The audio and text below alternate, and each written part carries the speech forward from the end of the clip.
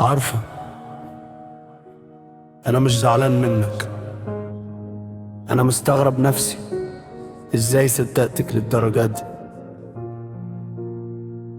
أنا كنت بضحك لما تكدبي وأقول عادي بتحبني، كنت شايف الكدب عيني وبرضو أقول دي أكيد شايفاني. كنت بمثل إني مش فاهم عشان أفضل جنبك شوية، وانتي كنتي عارفة وسكتة لحد ما زهقتي من الحكاية.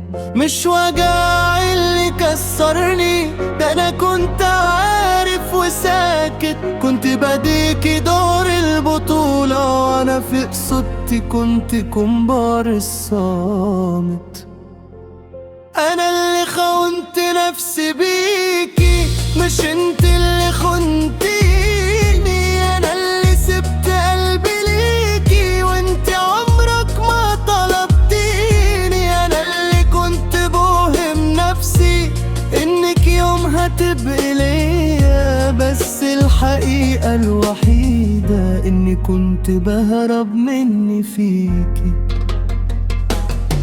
دلوقتي بقيت ببص في المراية واقوله انت السبب مش هي، ولا كلامها انت اللي صدقت اللعب.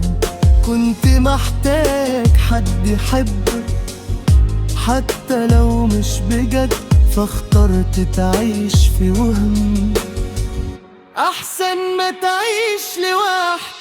الغريبة بقى اني لما فوقت ما بقيتش عايزاك ولا حتى زعلان. انا بس بقيت فاهم انك كنت اختبار وانا نحت متأخر، بس نجحت في الاخر.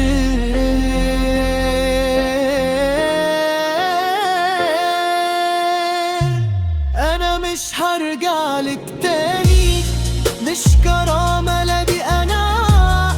اللي يتوه في وهم زيه لازم يوم يرجع للواقع.